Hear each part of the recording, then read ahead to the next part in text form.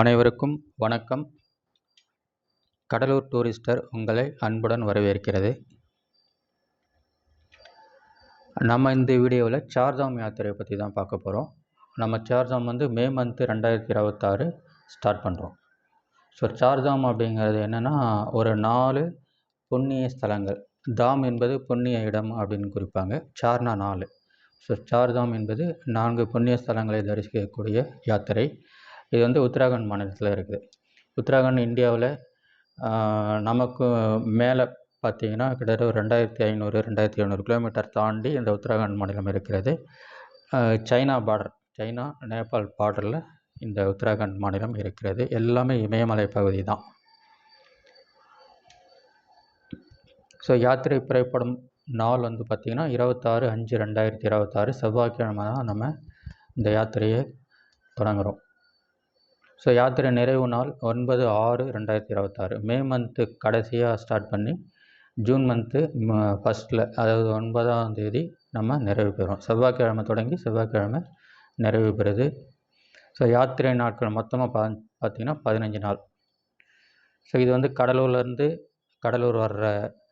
கடலூரில் தொடங்கி கடலூர்லேயே முடியும் மாதிரி நம்ம பிளான் பண்ணியிருக்கோம். ஸோ சென்னை பீப்புள் சென்னையிலேருந்து சென்னையிலே வந்துடலாம், முடிச்சுக்கிற மாதிரி பிளான். ஸோ மற்ற பீப்புள்ஸ் எல்லாமே இதை ஒன்று சென்னைக்கு வந்துவிடணும், அப்படி இல்லைன்னா கடலூர் வர்ற மாதிரி இருக்கும். ஸோ தரிசிக்கும் இடங்கள் சார்தாம், அதாவது நான் ஏற்கனவே சொன்ன மாதிரி 4 புனித இடங்கள்.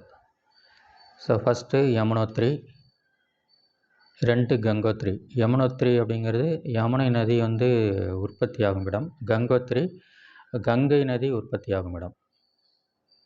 அடுத்தது கேதார்நாத். So next Badrinath. பத்ரிநாத் என்பது விஷ்ணு கோயில், கேதார்நாத் சிவன் கோயில். ஸோ இது யாத்திரை கட்டணம் பார்த்திங்கன்னா நம்ம 29,000 சார்ஜ் பண்ணுறோம், 29,000. ஸோ 24/3/2026 தேதிக்குள் முன்பணம் 14,000 கட்டுதல் வேண்டும். ஸோ இதில் 14,000 மார்ச் 24க்குள்ளே நீங்கள் கட்டிடணும். ஸோ 20/5/2026, அதாவது நம்ம யாத்திரை புறப்படுறதுக்கு கிட்டத்தட்ட ஒரு வாரத்துக்கு முன்னாடி 20ஆம் தேதிக்குள்ளே மீதி பணம் 15,000 கட்டிடணும். ஸோ பயண திட்டங்கள் இப்போ நம்ம பார்க்கலாம். ஸோ இது மேப், நம்ம சென்னையிலேருந்து அந்த பத்ரிநாத் வரலையும் நமக்கு மேப்பு அந்த ப்ளூ கலரில் லைன் போது பாருங்கள். இப்படி தான் நம்ம போக போகிறோம். மேலே இருக்கிறது உத்தராகண்ட், ஏற்கனவே சொன்ன மாதிரி. சென்னை நம்ம தமிழ்நாடு. ஸோ ஃபஸ்ட்டு 26/5 செவ்வாய்க்கிழமை நம்ம கிளம்புறோம். செவ்வாய்க்கிழமை இரவு 10 மணிக்கு சென்னையில் சென்ட்ரல்லேருந்து டெல்லி நோக்கி நம்ம பயணம் புறப்படுறோம். சென்னை சென்ட்ரல்லேருந்து நைட்டு 10 மணிக்கு. ஸோ ரெண்டாவது பார்த்திங்கன்னா 2வது நாள் 27/5 புதன்கிழமை ஃபுல்லாக ட்ரெயின் பயணம்தான். ஸோ 3வது நாள் 28ஆம் தேதி வியாழக்கிழமை காலை 6 மணிக்கு டெல்லி நம்ம போய் சேர்ந்துடுறோம். ஸோ அதுக்கப்புறம் டெல்லியிலேருந்து ஒரு 8:50 மணிக்கு ட்ரெயின் இருக்குது. அதில் கிளம்பி ஹரித்வார் கிளம்பிடுறோம். ஹரித்வார் 2:30 மணிக்குனா போய் சேர்ந்துடுறோம் வியாழக்கிழமை. ஸோ ஹரித்வார் 2:30 மணிக்கு போயிட்டு நம்ம ரூம் எடுத்து தங்கிடுறோம். அதுக்கப்புறம் அன்றைக்கி ஈவினிங் பார்த்திங்கன்னா அங்கே கங்கா ஆரத்தி காமிப்பாங்க, அதை நம்ம பார்த்துட்றோம். ஸோ கங்கா கங்கோத்திரியில் உற்பத்தியாவது மலைப்பிரதேசம். அந்த மலைப்பிரதேசத்துலேருந்து ஓடி சமவெளியில் பாயக்கூடிய இடம் தான் இந்த ஹரித்வார். சமவெளியில் பாயக்கூடிய இடம் ஹரித்வார். அங்கே தான் கங்கா ஆரத்தி டெய்லி காமிப்பாங்க. நம்ம அன்றைக்கி போய் கங்கா ஆரத்தி நைட்டு பார்த்துட்டு திரும்ப ரூமில் ஹரித்வாரில் தங்கிடுறோம். ஸோ 4th டேஸ் 29/5 வெள்ளிக்கிழமை காலையில் ஹரித்வார்லேருந்து கிளம்பி வேன், அங்கே மலைப்பாதையாக இருக்கிறதுனால ஏசி வேன் வாங்க முடியாது, எல்லாமே நான் ஏசி தான் இருக்கும். ஸோ நான் ஏசி வேனில் பர்கோட் அப்படின்னு சொல்லிட்டு ஒரு இடம் இருக்குது, அங்கே போய்ட்டு நம்ம நைட்டு தங்கிடுறோம். ஸோ அதுக்கப்புறம் 5வது நாள் 30/5 சனிக்கிழமை காலை பர்கோட்டிலிருந்து கிளம்பி ஜன்கி செட்டி அடைந்து அங்கிருந்து 5 கிலோமீட்டர் மலைப்பாதையில் நடந்து அல்லது குதிரை ஏறி அல்லது பல்லக்கில் சென்று யமுனை நதி உற்பத்தியாகின்ற இடமான யமுனோத்ரி பார்த்தல். பிறகு மீண்டும் பர்கோட் சென்று இரவு தங்குதல். அதாவது பர்கோட்லேருந்து கிளம்பி அந்த ஜன்கி செட்டின்னு ஒரு இடம் இருக்குது. ஸோ இங்கே எல்லா வேன் பஸ் எல்லாம் அங்கே நிறுத்திடுவாங்க கிரவுண்டில். ஸோ அங்கேருந்து பார்த்திங்கன்னா ஒரு 5 கிலோமீட்டர் மலையில் மேலே மேலேயும் சமதளத்துலேயும் நடக்க வேண்டிய மாதிரி இருக்கும். ஸோ நடந்து செல்லலாம். அப்படி இல்லைன்னா அங்கே குதிரை இருக்குது, பல்லக்கு இருக்குது. இதில் குதிரை பல்லக்கில் வர்றவங்க அவங்கவுங்க பேமெண்ட் பண்ணி போயிட்டு பார்த்துட்டு வந்துடலாம். இது வந்து யமுனோத்திரி உற்பத்தி, அதாவது யமுனா நதி உற்பத்தியாகும் இடம் இந்த இடம். அடுத்தது 6வது நாள் 31/5 ஞாயிற்றுக்கிழமை காலையில் பர்கோட்டிலிருந்து கிளம்பி உத்தரகாசி செல்கிறோம். அங்கு விஸ்வநாதர் ஆலயம், இன்னும் சில ஆலயம் டைம் இருந்தால் பார்த்துட்டு அங்கேயே நம்ம வந்து தங்கிடுறோம் நைட்டு. ஸோ 7வது நாள் 1/6, அதாவது ஜூன் 1ஆம் வந்துடுது, திங்கட்கிழமை காலை உத்தரகாசியிலிருந்து கிளம்பி கங்னானி சென்று சுடுநீர் ஊற்றில் குளித்துவிட்டு கங்கை உற்பத்தியாகும் இடமான கங்கோத்திரி பார்த்துவிட்டு மீண்டும் உத்தரகாசி வந்து இரவு தங்குதல். இங்கே பார்த்திங்கன்னா சுடுநீர் ஊற்றுன்னு இயற்கையாகவே நமக்கு வந்து சில இடத்துல இருக்கும். எங்கெங்கன்னு பார்த்தீங்கன்னா யமுனோத்திரிலையும் இருக்கும். யமுனோத்திரி மேலே மேலே ஏறி அந்த கோயில் கிட்ட போன உடனே அங்கேயும் ஒரு சுடுநீர் ஊற்று இருக்கும். அங்கேயும் நம்ம குளிக்கிறதா இருந்தால் குளிக்கலாம். அதுக்கப்புறம் இந்த இடத்துல, அதாவது நம்ம கங்கோத்திரி போகிற வழியிலையும் ஒரு இடம் இருக்கும். ஸோ அங்கேயும் முடிஞ்சதுன்னா அங்கேயும் குடிச்சிட்டு கங்கோத்திரி, அதாவது கங்கை யார் உற்பத்தி ஆகும் இடத்தை பார்த்து விட்டு வந்துடலாம். ஸோ இதுக்கப்புறம் இதையும் சுடுநீர் ஊற்று பத்ரிநாத்லையும் இருக்குது. ஸோ நெக்ஸ்ட்டு பார்த்திங்கன்னா 8வது நாள் 2/6/2026 செவ்வாய்க்கிழமை உத்தரகாசியிலிருந்து கிளம்பி குப்தகாசி சென்று காசி விஸ்வநாதர் ஆலயம் பார்த்துவிட்டு இரவு தங்குகிறோம். இந்த காசி விஸ்வநாதர் எப்படி அந்த ஆலயம் இருக்கோ அதே மாதிரி அங்கே குப்தகாசிலையும் இருக்குது. ஸோ அதையும் நம்ம தரிசனம் பண்ணிவிட்டு குப்தகாசிலையும் அன்றைக்கி நைட்டு தங்கிடுறோம். ஸோ நம்பர் 9வது நாள் 3/6/2026 புதன்கிழமை குப்தகாசிலிருந்து காலையில் கிளம்புறோம். கிளம்பிட்டு சோன் பிரயாக் சென்று அங்கிருந்து 20 கிலோமீட்டர் மலைப்பாதையில் நடந்து சென்று கேதார்நாத் தரிசித்து விட்டு அங்கேயே இரவு தங்குகிறோம். ஸோ குப்தகாசிலேருந்து சோன் பிரயாக்னு ஒரு இடம் இருக்குது. அங்கேருந்து தான் அந்த ட்ரெக்கிங் போகிற இது ஸ்டார்ட் ஆகும், மலைப்பாதை. ஸோ அங்கேருந்து நம்ம வந்து நடந்து போகிறோம்.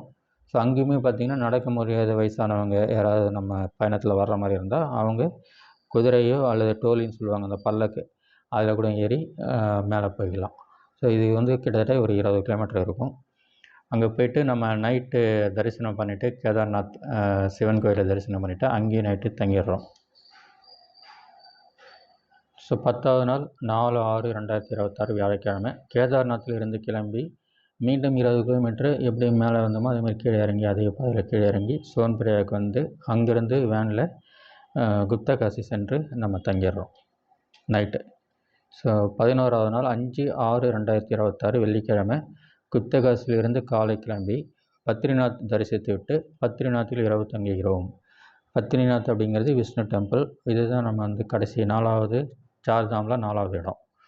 ஸோ இந்த இடத்த நம்ம வெள்ளிக்கிழமை தரிசனம் முடிச்சுட்டு திரும்பவும் குப்தகாசிலே வந்து தங்கிடுறோம். ஸோ 12வது நாள் 6/6/2026 சனிக்கிழமை பத்ரிநாத்திலிருந்து காலை கிளம்பி இந்தியாவின் கடைசி கிராமமான மானா கிராமம் சென்று அங்கிருந்து சரஸ்வதி நதி உற்பத்தியாகும் இடத்தை பார்த்துவிட்டு வழியில் சில ஆலயங்களையும் பார்த்துவிட்டு ருத்ரப்பிரயாக் வந்து இரவு தங்குகிறோம். ஸோ பத்ரிநாத்லேருந்து மானா கிராமம் பக்கத்தில் தான், ஒரு 2-3 கிலோமீட்டர் தான் இருக்கும்.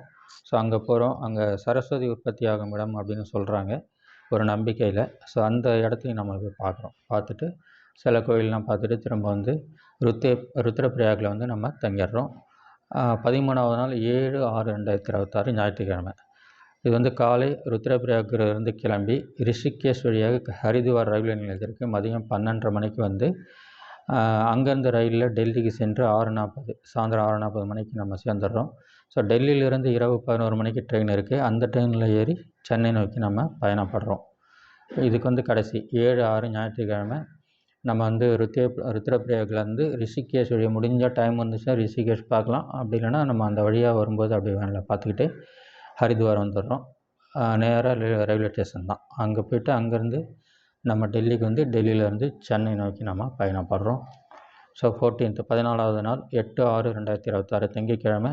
ஸோ இன்று முழுவதும் ரயில் பயணம்தான். ஸோ 15 கடைசி இறுதி நிறைவு நாள். ஸோ 9/6/2026 செவ்வாய்க்கிழமை காலை 9:25 மணிக்கு சென்னை எழும்பூருக்கு நம்ம ட்ரெயின் வந்துடும். இந்த ட்ரெயின் வந்து பாண்டிச்சேரி வரையும் வரும். சப்போஸ் கடலூர் வர்றவங்க பாண்டிச்சேரி வந்து நம்ம இறங்கிடலாம். சென்னை பீப்புள் எழும்பூர்லேயே அவங்க வந்து இறங்கிடலாம். இதோட நம்ம யாத்திரை நிறைவுற்றது. ஸோ கட்டண விவரங்கள். கட்டணம் நீங்கள் கட்டுறதுல என்னென்னலாம் யூஸ் பண்ணுறோன்னு சொல்லிட்டு பார்த்தீங்கன்னா, தேர்ட் ஏசி ரயில் பயணம் up and down Chennai to Delhi வரலையும், அதுக்கப்புறம் ரிட்டர்ன் டெல்லி டு சென்னை. இங்கே வந்து ஸ்லீப்பர் கிளாஸும் 2 ட்ரெயினில் நம்ம பண்ணுவோம். டெல்லியிலேருந்து ஹரித்வார் போகிறதுக்கு ஸ்லீப்பர் கிளாஸ், மீண்டும் ரிட்டர்ன் வரும்போது ஹரித்வார் டு டெல்லி வரும்பொழுதும் ஸ்லீப்பர் கிளாஸ். மற்றபடி up and down third AC. Haridwar to Haridwar non AC பயணம், அது முன்னாடியே சொல்லிட்டோம். அதுக்கப்புறம் பார்த்திங்கன்னா, அந்த 15 நாள் உணவு தான் நமக்கு வந்து பெரிய பிரச்சனையாக இருக்கும். ஏன்னா இங்கே தமிழ் உணவு கிடைக்காது. நம்மளும் தமிழர்கள் உணவை நம்ம இங்கேருந்து கூப்பிட்டு போயிட்டு சமைச்சு கொடுக்கறது இந்த பட்ஜெட்டில் கஷ்டம். இந்த பட்ஜெட்டில் அந்த மாதிரி வேணும் அப்படின்னு சொன்னால், நாங்கள் ஒரு 40 நபர்களை 40 யாத்திரைகள் தேவைப்படுகிறார்கள்.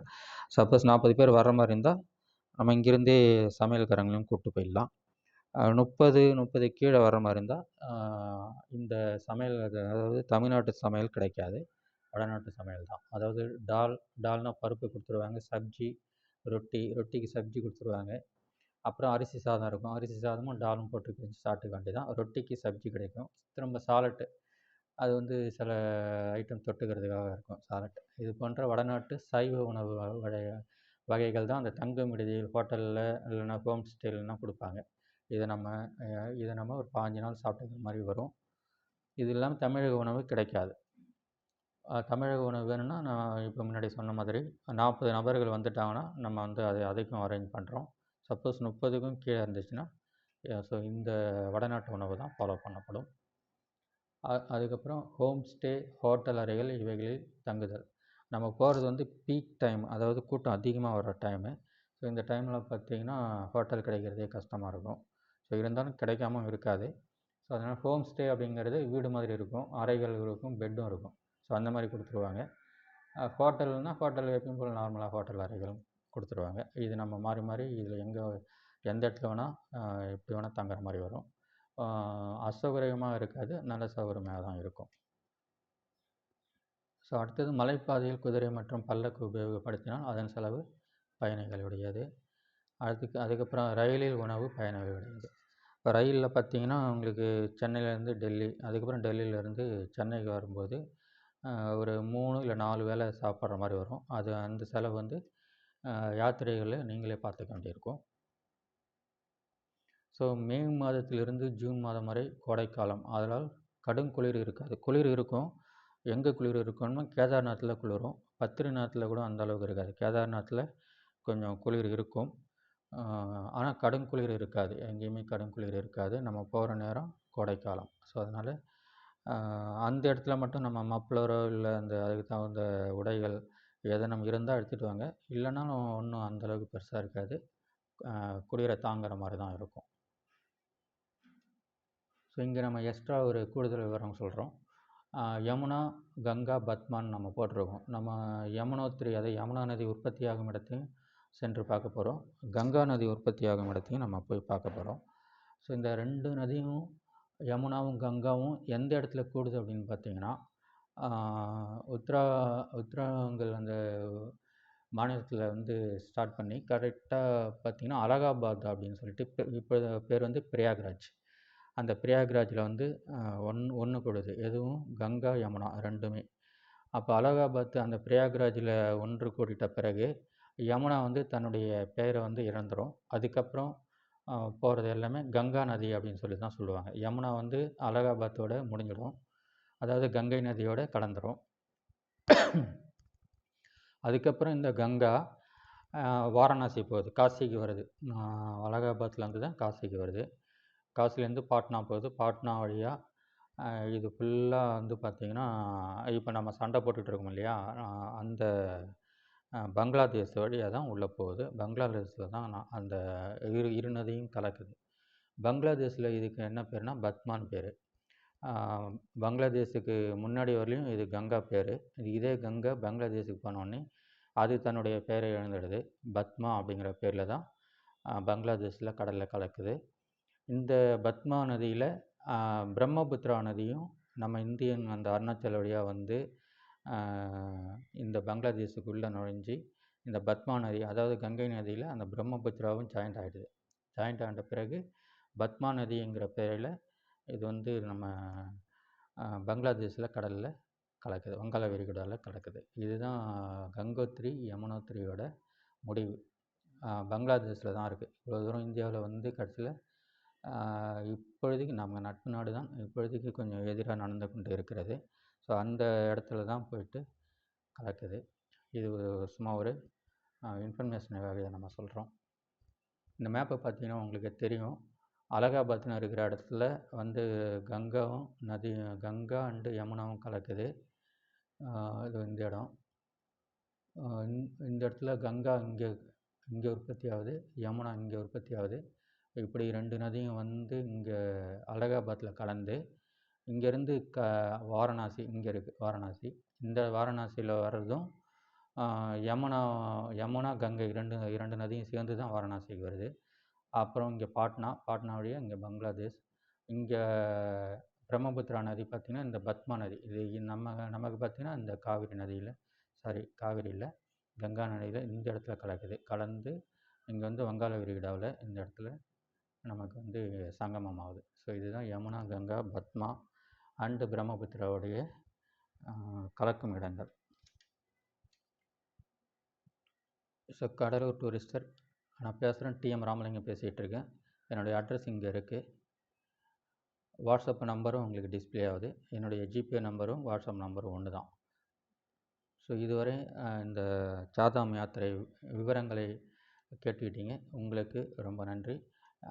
சீக்கிரமாக இதில் ஏதாவது இப்போ மே மந்த்து வரணும் அப்படின்னு இருக்கிறவங்க 14,000 கொடுக்குற வரலையும் நம்ம வெயிட் பண்ண வேண்டாம். கன்ஃபர்மேஷனுக்காக நீங்கள் ஒரு ₹100 பேமெண்ட் பண்ணி உங்கள் பேர், உங்களுடைய மொபைல் நம்பரை பதிவு பண்ணிட்டீங்கன்னா அதுக்கப்புறம் கூட மீதி நீங்கள் பண்ணிக்கலாம். நான் ஏன் இதை முன்னாடியே பதிவு பண்ண சொல்கிறேன் அப்படின்னு சொன்னால், அந்த 40 நபர்கள் வருவாங்களா அப்படிங்கிறதுக்கு ஒரு எஸ்டிமேஷனுக்காக தான். ஒரு ₹100 ஒரு டோக்கன் மாதிரி கொடுத்து பதிவு பண்ணிவிடுங்க. சப்போஸ் உங்களால் அந்த நேரத்தில் வர முடியலன்னா அந்த ₹100 நம்ம ரிட்டன் கொடுத்துருவோம். அது மிஸ் ஆகாது. ஸோ அதனால் நீங்கள் வரணும்னு விருப்பப்பட்டீங்கன்னா ஒரு ₹100 ஜிபே பண்ணி உங்கள் பேரை பதிவு பண்ணிக்கோங்க. நன்றி.